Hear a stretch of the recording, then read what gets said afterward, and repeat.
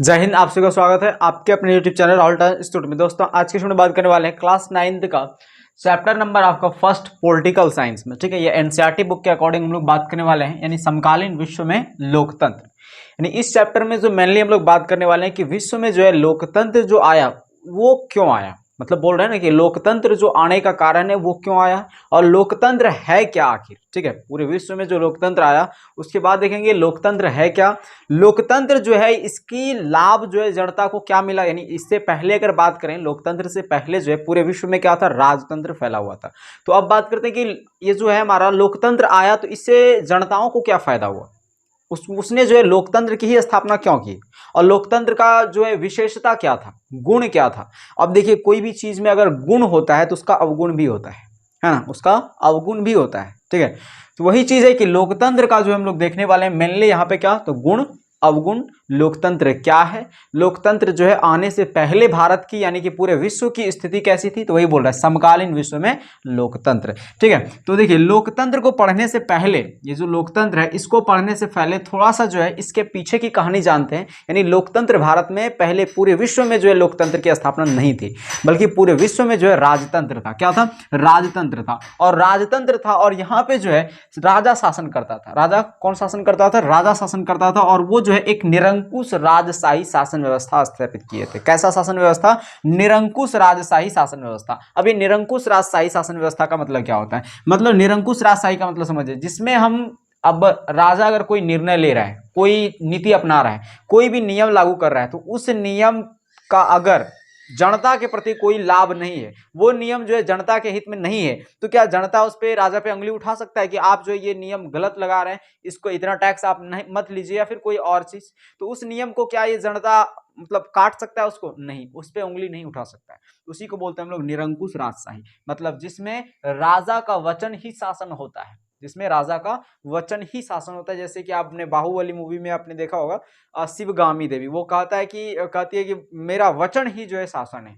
मतलब क्या कि वो एक निरंकुश राजशाही व्यवस्था है। ठीक है, तो यहाँ पे जो था राजतंत्र में जो होता था वो क्या होता था, निरंकुश राजशाही व्यवस्था होता था। अब इसमें जो है राजा के मरने के प्रांत, यानी कि राजा मरने के बाद जो है उनका बेटा राजा बनता था या फिर उनका जो है भाई राजा बनता था। और ये जो चलता था, कैसा चलता था राजतंत्र, तो राजतंत्र हमारा जो था वो वंशानुगत था। क्या था, राजतंत्र वंशानुगत होता था। यानी राजा के मरने के बाद अगर मान लीजिए राजा जो है बहुत ही पापी प्रकृति का है, बहुत ही मतलब भोग विलासी प्रकृति का है, अपने हित में बस निर्णय लेता है, यानी कि भाड़ में जाए प्रजा तरजा, इसके हित में कोई मतलब नहीं है इसको।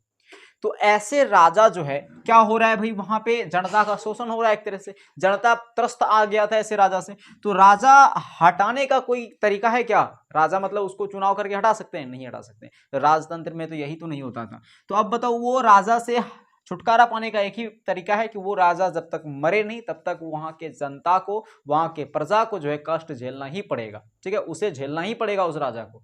अच्छा बताइए, अब अगर उसका मृत्यु हो गया उस राजा का, तो क्या मतलब जनता एकदम मस्त हो गया, तस्त हो गया, उससे मतलब परेशानी खत्म हो गया, नहीं, अभी भी उसका परेशानी बचा हुआ। क्या, तो उसका बेटा और भाई अभी भी शासन करेगा। जनता चुन नहीं सकता है, वंशानुगत है, उसका भाई, उसका बेटा या फिर भाई, बेटा नहीं है तो फिर उसका भाई शासन करेगा। ये था प्रणाली। तो अब बताइए बेटा भी अगर वैसे ही खचरा निकले, भाई भी वैसे ही खचरा निकले, तो दिक्कत है प्रजा को फिर से। ठीक है, लेकिन हाँ कुछ इसमें ऐसा राजा थे जो कि क्या करते थे कि जनता के हित में जो है कार्य करते थे, जनता के हित में निर्णय लेते थे, तो उन्हें जनता भी जो है भगवान की तरह उन्हें पूजती थी। लेकिन अत्यधिक राजा जो है वो बहुत ही एकदम बेकार राजा था, अपने ही बस भोग विलास में एकदम लीन रहता था। और इसके कारण जो है यहाँ क्या हुआ, प्रजा काफी ज्यादा परेशान हो गया। और काफी ज्यादा परेशान होने के कारण इस राजतंत्र को हटाने के लिए उसने काफी ज्यादा क्रांतियां लड़ी। जैसे कि आपने हिस्ट्री में पढ़ा होगा कि फ्रांस की क्रांति हो गया, अमेरिकी क्रांति हो गया, आंदोलन हो गया, बहुत सारा आंदोलन लड़ा, क्रांति लड़ा। उसके दौरान जो है पूरे विश्व में जो है लोकतंत्र की स्थापना हुई। जैसे कि आप अगर बात करें भारत में भी जो है 200 सालों तक जो है ये व्यवस्था था। ठीक है, तो भारत में भी जो है लोकतंत्र की स्थापना हुई। पूरे विश्व में जो है लोकतंत्र की स्थापना कब हुई, जब राजतंत्र से जनता त्रस्त आ गया, उसके बाद जो है लोकतंत्र की स्थापना हुई। अब बात करते हैं लोकतंत्र का अर्थ क्या होता है। तो लोकतंत्र को अगर तोड़ें तो होता है लोक और तंत्र। लोकतंत्र को अगर तोड़ दें तो दो हिस्सा में, लोक और तंत्र। ठीक है, लोक और तंत्र। अभी लोक का अर्थ होता है जनता और तंत्र का अर्थ होता है शासन। लोक का अर्थ जनता, तंत्र का अर्थ शासन। ठीक है, अब यानी कि मुख्यतः अगर बोलें तो लोकतंत्र का मतलब हो गया कि जनता द्वारा चलाया चलाया गया शासन, यानी जनता का शासन। जनता का शासन क्या कहलाएगा? लोकतंत्र कहलाएगा। जनता का शासन मतलब जिसमें जनता शासन करता है उसको हम लोग क्या बोलते हैं? लोकतंत्र कहते हैं। लोकतंत्र को हम लोग इंग्लिश में कहते हैं डेमोक्रेसी। क्या बोलते हैं? डेमोक्रेसी। और ये डेमोक्रेसी जो शब्द है ना, ये यूनानी भाषा के दो शब्दों से मिलकर के बना हुआ है। डेमोक्रेसी दो शब्दों से मिलकर के बना है यूनानी भाषा के। कौन कौन? डेमोस और क्रासिया। डेमोस और क्रासिया। अब ये डेमोस का भी अर्थ होता है जनता और क्रासिया का भी अर्थ होता है जनता, यानी यहाँ पे भी अगर मेनली रूप से देखें तो जनता का शासन हो रहा है। डेमोक्रेसी का अर्थ होता है हिंदी अर्थ लोकतंत्र, यानी डेमोक्रेसी का मतलब हो गया कि जनता का शासन ही डेमोक्रेसी कहलाता है। और ये जो डेमोस और क्रासिया है ये यूनानी भाषा का दो शब्द है जिसके मिलने से डेमोक्रेसी बना है। ठीक है, यहां तक आपका कवर हो गया। लोकतंत्र आखिर बताइए लोकतंत्र की स्थापना क्यों हुआ? पूरे विश्व में जो है लोकतंत्र क्यों आया? लोकतंत्र पूरे विश्व में इस कारण से आया कि राजतंत्र व्यवस्था जब थी तो उससे जो है प्रजा काफी ज्यादा त्रस्त आ गया, जिस कारण जो है उन्होंने क्रांति के दौरान क्रांति करके जो है पूरे विश्व में जो है अपने अपने देशों में जो है क्या किया, उसने उन प्रजाओं ने जो है लोकतंत्र की स्थापना की। लोकतंत्र का मतलब होता है कि जनता के द्वारा शासन चलाना।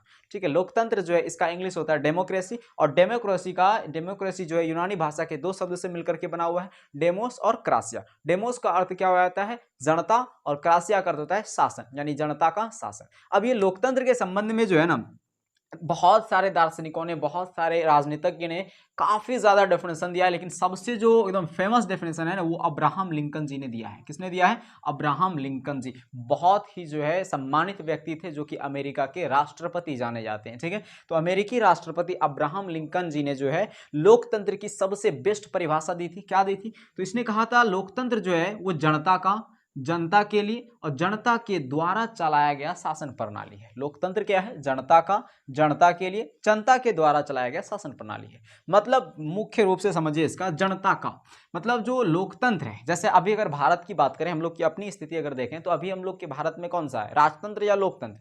लोकतंत्र है। यहाँ पे कोई राजा निवास नहीं करता, यहाँ पे राजा कोई शासन नहीं करता, यहाँ पे जनता के द्वारा चुना गया प्रतिनिधि शासन करता है। ठीक है, तो यहाँ पे कौन सा प्रणाली है? लोकतंत्र है। तो यहाँ बताइए जनता का, यहाँ पे जो शासन होगा, यहाँ पे जो भी नीति अपनाई जाएगी, जो भी सरकार यहाँ पे नियम कानून लागू करेगा, वो किसके लिए करेगा? खुद के लिए या जनता के लिए? तो जनता के लिए। तो जनता के लिए यहाँ पे शासन हो रहा है। यहाँ पे जनता का ही, जनता का हित के लिए ही यहाँ पे शासन होगा। साथ साथ अगर देंगे तो जनता के द्वारा ही होगा। जनता अगर कहेगी नहीं ये चीज जो है नहीं हम होने देंगे, ये चीज हमको पसंद नहीं आ रहा है, ये नियम जो है हमको अच्छा नहीं लग रहा है, अगर जनता सभी एकजुट होकर के अगर बोले कि हमको शिक्षा में कुछ और ही क्रांति लाना है, सब अगर एकजुट हो जाए तो भाई शिक्षा की पद्धति भी बदल देगा, है ना। लेकिन जनता एकजुट होना चाहिए, ये चीज है। तो ये बात होता है कि लोकतंत्र जो है वो क्या है? जनता का, जनता के लिए और जनता के द्वारा चलाया गया एक शासन प्रणाली। मतलब सब कुछ लोकतंत्र में सब कुछ क्या होता है? जनता ही होता है।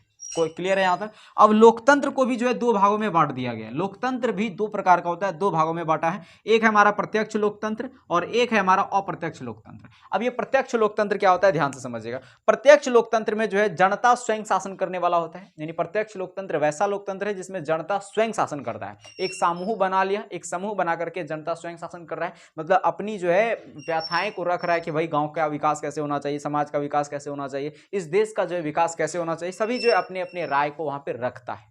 लेकिन अप्रत्यक्ष लोकतंत्र की अगर बात करें तो अप्रत्यक्ष लोकतंत्र में जो जनता होता है वो अपने द्वारा, चुनाव के द्वारा, मत के द्वारा जो है किसी एक प्रतिनिधि की नियुक्ति करता है, और वो प्रतिनिधि जो है हमारे लिए यानी कि जनता के लिए क्या करता है? प्रतिनिधित्व करता है।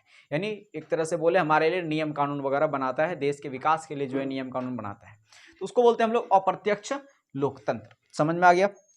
प्रत्यक्ष लोकतंत्र फिर से जरा सा ध्यान से देखिए, ये क्या होता है? जनता स्वयं शासन करता है, इसमें सामूहिक शासन करता है। जैसे देखिए आप अगर देखे होंगे पहले, आज से अगर पहले की बात करें, प्राचीन काल के गांव की बात करें तो पहले जो है पंचायत लगता था। उस पंचायत में जो है सभी व्यक्ति अपनी अपनी राय रखते थे कि इस गांव का जो है सड़क कहाँ बननी चाहिए, किस तरफ से बननी चाहिए, कैसी बननी चाहिए, कितनी चौड़ाई लंबाई होनी चाहिए, ये सारा चीज जो है खुद से वो सब निर्धारित करते थे, ना कि कोई एक आदमी। ठीक है, इसमें कोई एक आदमी निर्धारित नहीं करता था, बल्कि इसमें अगर देखें तो प्रत्यक्ष लोकतंत्र में सभी जनता जो है अपना मत रखते थे और फिर इस हिसाब से जो है शासन लिया जाता था। लेकिन ये जो है एक समूह में होता था, समूह में। ठीक है, यहाँ पे एक समूह में होता था प्रत्यक्ष में। और ये प्रत्यक्ष लोकतंत्र बताइए आज की स्थिति में पूरा देश में संभव है क्या? भारत में नहीं संभव है। क्यों? क्योंकि इतनी ज़्यादा जनसंख्या है ना कि अगर इकट्ठा होना चाहे सभी जनता जो है अगर इकट्ठा हो जाए तो घंटा कुछ समझ ही नहीं आएगा कि कौन सा आदमी क्या चाह रहा है, कौन सा आदमी क्या चाह रहा है, कुछ समझ में आएगा क्या? इतना भारी भरकम संख्या में जो है इतना जनता उपस्थित हो जाएगा, बात सुनते सुनते जो है एकदम 1 साल लग जाएगा सबका बात सुनते सुनते, तो शासन कब होगा? तो प्रत्यक्ष लोकतंत्र जो है ये छोटे से समूह में एक गांव वगैरह में ज्यादा काम आता है ये, ठीक है। तो ये जगह अभी भी है, कुछ देशों में अभी है, जैसे एक उदाहरण के तौर पे याद रखना है आपको, स्विट्जरलैंड में आज भी जो है प्रत्यक्ष लोकतंत्र है। यहाँ पे कोई भी प्रतिनिधि नहीं चुना होता है, बल्कि जनता स्वयं जो है एक समूह में मिलकर के शासन करता है। सिंपल सा इसको समझिए, जैसे घर गांव में जो है, अगर आप ग्राम से निवास करते हैं तो आपको ये देखने को मिला होगा कि अगर कोई झगड़ा झंझट वगैरह हो जाता है या फिर कोई जमीनी विवाद होता है तो उसमें जो है आपका पंचायती वगैरह बैठा करके जो है उसमें सभी का राय लिया जाता है और फिर उसके हिसाब से जो है कोई शासन अपनाया जाता है कि भाई आपको ये मिलेगा, उस हिसाब से जो है शासन वहां पे अपनाया जाता है। तो ये हमारा कैसा लोकतंत्र हो गया? प्रत्यक्ष लोकतंत्र, वो एक तरह से हो गया, ठीक है। और प्रत्यक्ष लोकतंत्र हमारा स्विट्जरलैंड है। और अप्रत्यक्ष लोकतंत्र को हम सबसे अगर कहें ना, आदर्श शासन प्रणाली है। आदर्श शासन प्रणाली क्यों है भाई? क्योंकि यहाँ पे जो है जनता जो है अपने प्रतिनिधि को मत के द्वारा चुनता है, यानी जनता द्वारा चुना गया प्रतिनिधि शासन करता है। जनता अपनी मत के हिसाब से प्रतिनिधि को चुनता है और ये प्रतिनिधि जो है अंतिम प्रतिनिधि जो है इसका शासन यानी इसका जो काम होता है वो अंतिम निर्णय कौन लेता है? प्रतिनिधि लेता है। यानी जनता अपनी राय तो रखता है, जनता अपनी राय रखता है कि हाँ हमको जो है ये चीज पसंद आ रहा है, ये चीज पसंद नहीं आ रहा है, या फिर ये जो आप नियम लागू किए ये हमको अच्छा नहीं लग रहा है, या फिर ऐसी करके राय रखते हैं जनता, ठीक है। लेकिन इसमें जो अंतिम निर्णय है वो कौन लेता है? तो वो हमारा लेता है सरकार लेता है, प्रतिनिधि लेता है, जो जनता द्वारा चुना गया प्रतिनिधि है, ठीक है। प्रतिनिधि का मतलब सरकार, ठीक है। अब जैसे भारत हो गया, अन्य सभी देशों में जो है अप्रत्यक्ष लोकतंत्र है। तो याद रखना है आपको बहुत ज्यादा, हम लोग के भारत देश में कौन सा लोकतंत्र है? अप्रत्यक्ष लोकतंत्र। यहाँ पे जनता क्या करता है? एक प्रतिनिधि को चुनता है, वो हम लोग पे एक तरह से बोले रूल करता है, ठीक है। अब देखिए, अब इसकी कोई ना कोई विशेषता भी होगी। अप्रत्यक्ष की बात मत कीजिएगा, इसकी विशेषता क्या हो सकता है, लेकिन हम लोग पढ़ेंगे क्या? अप्रत्यक्ष की विशेषता। अप्रत्यक्ष लोकतंत्र को हम लोग आदर्श शासन प्रणाली कहते हैं। क्यों कहते हैं? अप्रत्यक्ष लोकतंत्र को जो है हम लोग आदर्श शासन प्रणाली कहने का कुछ तो कारण होगा ना, इसमें कुछ विशेषताएं होगी। तो वही चीज है, जैसे देखिए आप कोई भी चीज अगर खाने, मतलब मान लीजिए आप चॉकलेट आपको बहुत पसंद है, वो मंच वाला चॉकलेट, ठीक है, इस टाइप का एक पैकेट आता है ना, मंच चॉकलेट, मंच। आप कहेंगे आपको ये जो है बहुत ज्यादा पसंद है, तो हम कहेंगे क्यों पसंद है भाई? ये जो है आपके लिए बहुत ज्यादा पसंद है, क्यों पसंद है? उच्चारणी चॉकलेट क्यों नहीं पसंद है आपको? ठीक है, तो कहेंगे नहीं, इसमें जो है कुछ विशेषता है। विशेषता क्या है? कि यह चॉकलेट काफी ज्यादा मीठा होता है, यह चॉकलेट जो है बहुत ही मुलायम होता है, बहुत सॉफ्ट होता है, जिस वजह से खाने में अच्छा लगता है। तो ये क्या बताया? आप उसकी विशेषता बता दिए, और विशेषता के आधार पे आप उसको जो है जल्दी खरीदेंगे, खाने में भी मजा आएगा एक तरह से, है ना। तो वही चीज है कि जो अप्रत्यक्ष है वो हमारा आदर्श शासन प्रणाली के अंतर्गत आता है। तो क्यों? इसकी विशेषता क्या है अप्रत्यक्ष लोकतंत्र का? तो याद रखिएगा, इसकी विशेषता यह है कि इसमें जो हमारे जनता द्वारा यानी हम लोग के द्वारा जो चुना गया प्रतिनिधि है, हम लोग के द्वारा जो चुना गया प्रतिनिधि है, वो क्या करता है? अंतिम निर्णय उसी के हाथ में होता है। अंतिम निर्णय उसी के हाथ में होता है। किसके हाथ में? तो हमारे द्वारा जो चुना गया प्रतिनिधि है। अब कैसे? तो बात करते हैं कैसे। तो देखिए, जनता जो है अपने हित में जो है कोई भी शासन, कोई भी चीज जो है जनता अपने हित में अपनाना चाहता है। वो कहता है कि भाई हमारे हित में ही शासन करे, हमारे हित में। जैसे देखिए, कोई क्षेत्र से अगर मान लीजिए अपने तरफ से जो है कोई विधायक वगैरह या फिर कोई अपने क्षेत्र से जो है प्रतिनिधि, हम उसको निर्वाचित किए कि ये हमारे क्षेत्र का प्रतिनिधि है, ठीक है। अब उस क्षेत्र में मान लीजिए कोई एकदम एक तरह से बोल सकते हैं कि गाड़ी वगैरह वहां पे चल रहा है, ठीक है, गाड़ी वगैरह, तो उससे जो है क्या हो रहा है? अत्यधिक जो है क्या हो रहा है? प्रदूषण, अत्यधिक प्रदूषण हो रहा है। तो इसके दौरान जो है वो प्रतिनिधि जो है वो क्या कहेगा कि भाई आप लोग जो है इतना मतलब खराब जो है उसका बुलेट का जो होता है, क्या बोलते हैं उसको, इंजन, वो भटभटिया टाइप का जो रहता है इंजन, कहेगा कि आप जो है खराब इंजन इसमें नहीं चलाएं, आपके लिए ये निर्णय है, और आप अगर इस तरह से चलाएंगे तो इससे जो है क्या होगा कि हमारा वायु प्रदूषण काफी ज्यादा होगा, जिससे लोगों में बीमारियां काफी हद तक फैलेगी, ठीक है। तो इसमें जो अंतिम निर्णय का जो अधिकार है वो किसको रहता है? प्रतिनिधि को रहता है, और सभी लोगों को मानना भी पड़ता है। कहता है हाँ भाई ये हमारे प्रतिनिधि का है अधिकार, ये हमारे प्रतिनिधि ने जो है नियम को लागू किया है, तो हम लोग को मानना जो है जरूरी हो जाता है, ठीक है। तो वही है, अंतिम निर्णय का जो अधिकार है वो किसके पास होता है? प्रतिनिधि के हाथों में होता है।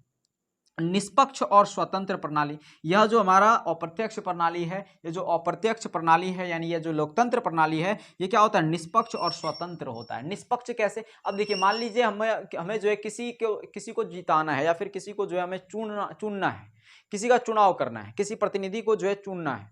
तो अब हम जो है ये यहाँ पे निष्पक्ष हैं, किसी के पक्ष में हम नहीं है कि भाई हम जो है इस जाति के हैं तो इसी जाति के लोगों को जो है मत देंगे, उसी को जो है हम चुनेंगे मत के द्वारा, वोट के द्वारा। तो ऐसा नहीं है, हम निष्पक्ष हैं, निष्पक्ष और स्वतंत्र हैं। हम स्वतंत्र हैं, किसी को भी हम चुन सकते हैं, ठीक है। तो ये किस में होता है? अप्रत्यक्ष में होता है कि हम किसी भी प्रतिनिधि का चुनाव कर सकते हैं। आप मान लीजिए किसी और पार्टी में घूम रहे हैं, दूसरे पार्टी का भी नारा लगा सकते हैं, उसमें कोई फर्क नहीं पड़ता है, ठीक है। आप कहेंगे कि नहीं इस पार्टी में हम घूर रहे हैं, दूसरे पार्टी में वोट देंगे, तो क्या फर्क पड़ता है? कोई थोड़ी ना आपको, आप पे कोई दबाव नहीं डाल सकता है इसमें। यही चीज है अप्रत्यक्ष विशेषताएं, ठीक है। अप्रत्यक्ष लोकतंत्र की यही विशेषता है। पहला क्या हो गया? इसमें अंतिम निर्णय का जो अधिकार होता है वो प्रतिनिधि के हाथ में होता है। दूसरा हो गया निष्पक्ष और ये जो है स्वतंत्र प्रणाली है। और तीसरा हो गया इसमें जो मत देने का अधिकार होता है, एक व्यक्ति का जो वोट है एक ही वोट दे सकता है, एक व्यक्ति एक ही वोट दे सकता है और उसका मोल जो होगा वो एक ही मोल रहेगा, ठीक है। यानी एक व्यक्ति एक बार वोट दे सकता है और उसका मोल एक ही रहेगा कि हाँ एक व्यक्ति वोट दिया है, चाहे वो किसी भी वर्ग से आता हो, गरीब से हो, अमीर से हो, मध्यम वर्ग से, किसी भी वर्ग से, दलित परिवार से हो, किसी भी परिवार से हो, उसका एक व्यक्ति अगर कोई है तो एक वोट देगा, एक मूल ही होगा। अब बताइए मुकेश अंबानी अगर वोट दे रहे हैं तो क्या अमीर आदमी है तो क्या बोलेंगे भाई इसका शरीर भी इस तरह से है तो क्या 2-3 तो वोट गिना देंगे उसमें? नहीं, ठीक है। तो सब में क्या होगा? एक मोल ही रहता है। तो ये हमारा एक बहुत ही अच्छी विशेषता है किसकी? अप्रत्यक्ष विषय, अप्रत्यक्ष प्रणाली की, यानी लोकतंत्र, अप्रत्यक्ष लोकतंत्र की, ठीक है। तो यहां तक आपको समझ में आ गया। अब यहाँ पे देखिए कि लोकतंत्र जो है वो हमारा, इसका गुण क्या क्या है, ये हमने विशेषता देख लिया। अब कुछ गुण के बारे में बात करते हैं कि लोकतंत्र का गुण क्यों है। हम लोग बात करते हैं भाई लोकतंत्र क्यों लोगों को पसंद है, इतना पसंद क्यों है लोगों को, आपको ये चॉकलेट क्यों इतना पसंद है, तो आप बताएंगे उसका कुछ ना कुछ गुण उसमें बताएंगे ना। तो वही चीज है कि लोकतंत्र जो है अत्यधिक लोगों को क्यों पसंद है, इतना प्रिय लोगों को क्यों है, जबकि राजतंत्र प्रिय नहीं था। तो राजतंत्र में भाई कुछ ना कुछ तो कमी था। क्या कमी था? कि इसमें जो है निरंकुश राजशाही होता था, जो एक बार बोल दिया वही वचन है, वही शासन है ना। इसमें जो है राजा जो है वंशानुगत होता था, हम अपने हिसाब से जो है चुन करके राजा नहीं बैठा सकते हैं। साथ साथ इसमें अगर देखें तो प्रजा जो है बहुत ही ज्यादा त्रस्त हो जाती थी, राजा जो है मनमानी करता था, अत्यधिक टैक्स लगा देता था। तो ये सब सिचुएशन किसमें होता था? राजतंत्र में। लेकिन लोकतंत्र जो है वो क्यों इतना गुणी है, क्यों आखिर इसको हम लोग जो है क्यों अपनाना चाहते हैं?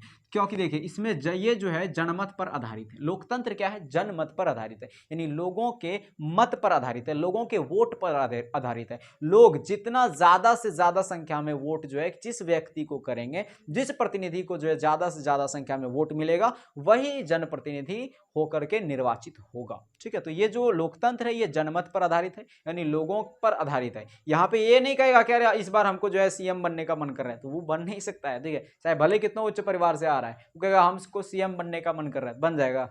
नहीं। हमको पीएम बनने का मन कर रहा है, बन जाएगा? नहीं बनेगा। तो उसका जो है ये क्या है, लोगों का जो है आप पे विश्वास होना चाहिए, जनमत होना चाहिए, लोगों का मत होना चाहिए आपके प्रति, आप में विश्वास होना चाहिए, आप में कार्य करने की वो क्षमता होनी चाहिए, आप में योग्यता होनी चाहिए उस हिसाब से, तभी जा करके आप क्या हो सकते हैं कि जनप्रतिनिधि चुना सकते हैं, ठीक है। स्वतंत्रता और समानता का पोषक है ये जो लोकतंत्र है, वो क्या है? स्वतंत्रता और समानता का पोषक है। अब देखिए लोकतंत्र जो है इसमें स्वतंत्रता नहीं है क्या? पूर्ण रूप से हमें स्वतंत्रता मिलता है लोकतंत्र में, समानता भी लोकतंत्र में पूर्ण रूप से मिलता है, ठीक है। लोकतंत्र जो है उसमें स्वतंत्रता और समानता का क्या है? ये पोषक है। जैसे हम लोग जो है किसी ना किसी, जैसे चावल हो गया, उसके क्या है? हम लोग पोषक है। क्यों? क्योंकि चावल वगैरह का हम लोग पोषण करते हैं, तो हम लोग चावल का क्या हो गए? पोषक, यानी उसके बिना हम लोग जीवित नहीं रह सकते। उसी तरह से लोकतंत्र जो है ना वो स्वतंत्रता और समानता के बिना जीवित नहीं रह सकता है। अगर लोकतंत्र प्रणाली है उसमें स्वतंत्रता और समानता ही नहीं है तो हम उसको लोकतंत्र किस बात का कहेंगे? तब तो उसको राजतंत्र भी कहना गलत नहीं होगा, है ना। तो लोकतंत्र किस बात का? लोकतंत्र जो है वो स्वतंत्रता इसमें होती है और समानता होती है, ठीक है।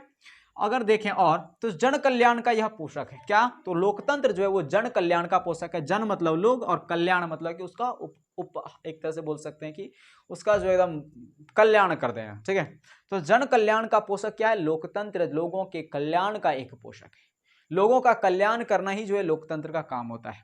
राजनीतिक जागृति, अब देखिए लोकतंत्र जो होता है, लोकतंत्र जो प्रणाली है, इस प्रणाली में जो है राजनीतिक जागृति होती है। कैसे राजनीतिक जागृति? देखिए लोकतंत्र में क्या होता है कि जनता राजनीतिक यानी राजनेताओं का, अपने प्रतिनिधियों के कार्यों का मतलब एक तरह से बोल सकते हैं कि कार्यों को जो है नोट करते हैं कि कौन से प्रतिनिधि अच्छा काम कर रहे हैं अपने कार्यकाल में, कौन से प्रतिनिधि जो है अपने कार्यकाल में बस एकदम फुटानी कर रहे हैं, कौन से प्रतिनिधि जो है ठीक ठाक काम कर रहे हैं, कौन से प्रतिनिधि किस क्षेत्र में जो है अच्छा काम कर रहे हैं, तो उस हिसाब से जो है इस सब चीज के लिए चक्कर में, यानी कि एक तरह से बोले उस सब चीज का एक नोट रखता है कि हाँ ये प्रधानमंत्री बहुत अच्छा काम कर रहा है, तो इसको जो है या फिर ये जो नेता है, ये प्रतिनिधि जो है बहुत अच्छा काम कर रहा है, तो इसे जो है अगली बार भी हम इसे ही मत के माध्यम से इसे ही चुन करके लाएंगे। तो राजनीतिक जागृति किसमें मिलता है?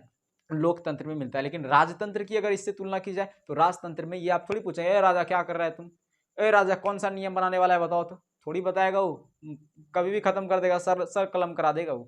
ठीक है, तो इसमें क्या होता है, लोकतंत्र में हमें राजनीतिक जागृति मिलती है। राजनीतिक जागृति मतलब राजनेता क्या कर रहे हैं, कौन सा काम अच्छा कर रहे हैं, अच्छा काम का जो है प्रभाव क्या पड़ रहा है हम लोग पे, अगर पूरा काम कर रहा है तो उसे दूसरी बार नहीं लाएंगे चुनाव करके। ठीक है, तो ये तो राजनीतिक जागृति होती है। साथ साथ अगर देखें तो यह जो लोकतंत्र है यह एक लोकप्रिय और अस्थायी शासन होता है इसमें, यानी राजा जो होता है, यानी इसमें जो प्रतिनिधि होता है वो लोकप्रिय और अस्थायी, यानी लोकतंत्र क्या है, एक लोकप्रिय है, बहुत ही ज्यादा लोगों में प्रिय है ये, और ये लोकतंत्र एक अस्थायी है। अस्थायी कैसे है, तो जो प्रतिनिधि हम लोग चुनते हैं उसका कुछ ना कुछ कार्यकाल होता है। जैसे अगर प्रधानमंत्री की बात करें, हम लोग मुख्यमंत्री की अगर बात करें तो इनका जो कार्यकाल होता है वो 5 वर्षों का होता है। कितने वर्षों का होता है? 5 वर्षों का कार्यकाल होता है, यानी 5 वर्ष तक ये अस्थायी रूप से निवास होकर के लोकतंत्र प्रणाली में ही शासन करेगा। लेकिन अगर सही काम नहीं किया तो इसको 5 साल के बाद लताड़ करके बाहर कर देंगे। लेकिन अगर सही काम किया तो चांस है कि वो आगे अगली बार भी वो रूल करे आकर के, शासन करे आकर के। ठीक है, तो ये लोकप्रिय है और बहुत ही एक तरह से बोले अपने कार्यकाल तक अस्थायी है। अगला है राजनीतिक क्रांति और विद्रोह का भय नहीं रहता है इसमें। राजनीतिक क्रांति यानी कि राजनीतिक क्रांति मतलब कि क्या हो गया कि राजनीतिक दल के प्रति जो है जनता का कोई आक्रोश नहीं रहता है, साथ साथ इसमें विद्रोह का भय नहीं बना रहता है। ठीक है, उसको लगता है कि भाई ये जो है कुछ भी करे, कैसा भी है ये इनका व्यवहार, लेकिन ये जो जब भी ये रूल करेगा, जब भी ये प्रतिनिधि कुछ ना कुछ नीति अपनाएगा ना, तो हम लोग के हित में ही अपनाएगा। तो वही होता है, राजनीतिक क्रांति और विद्रोह का इसमें भय नहीं रहता है लोकतंत्र प्रणाली में, लेकिन राजतंत्र में बोले तो हमेशा बना रहता है। ठीक है, राष्ट्रवाद का विकास। अब ये राष्ट्रवाद का मतलब क्या होता है भाई? राष्ट्रवाद का मतलब होता है कि जब कोई व्यक्ति अपने निजी हित को छोड़ करके, देश के विकास के लिए, देश के अच्छे, यानी कि एक तरह से बोल सकते हैं देश के विकास के लिए सोचना शुरू कर दे। जब कोई व्यक्ति निजी हित को छोड़ करके देश के विकास के लिए सोचना शुरू कर दे तो उसको बोलते हैं राष्ट्रवाद। अब बताइए, लोकतंत्र में जो है क्या होता है, चुनाव होता है, प्रतिनिधि को हम लोग चुनते हैं, तो जितना भी जनता होता है वो ऐसे प्रतिनिधि को ही चुनेगा जो क्या करे, देश का विकास करे। तो अगर इस भावना में अगर देखें कि वो जो जनता है वो ऐसे प्रतिनिधि को चुनता है जो कि देश का विकास करे, तो इस भावना में क्या है, वो खुद के विकास को नहीं देख रहा है, मतलब देश के विकास को देख रहा है। तो ये जो भावना हो गया कहीं ना कहीं राष्ट्रवाद से मैच कर रहा है कि नहीं, देश प्रेम की भावना है कि नहीं यहाँ पे, तो देश प्रेम की भावना ही क्या कहलाता है, राष्ट्रवाद। और लोकतंत्र की वजह से जो है राष्ट्रवाद का विकास भी हो रहा है। समझ में आ गया? चलिए ठीक है, तो ये हो गया हमारा लोकतंत्र का कुछ गुण। अब अगले वीडियो हम लोग देखेंगे इसका अवगुण। ठीक है, और कुछ इंपॉर्टेंट सब टॉपिक भी देखेंगे जिससे कि आपका सारा क्वेश्चन जो है कवर हो जाएगा। ठीक है, तो यहां से आप इसका एक स्क्रीनशॉट ले सकते हैं। हर एक चीज क्लियर हो गया यहाँ तक। सबसे इंपॉर्टेंट है अब्राहम लिंकन का दिया गया परिभाषा लोकतंत्र का, जनता का, जनता के लिए और जनता के द्वारा चलाया गया शासन, अब्राहम लिंकन। अब आपसे एक क्वेश्चन है कि अब्राहम लिंकन जो है कहाँ के राष्ट्रपति थे, कमेंट में जो है आपको बताना है। ठीक, अब्राहम लिंकन कहाँ के राष्ट्रपति थे, जो कि अभी हमने आपको बताया था। इसका स्क्रीनशॉट ले लिया होंगे। तो मिलते हैं हम लोग अगले वीडियो में, तब तक के लिए जय हिंद, जय भारत।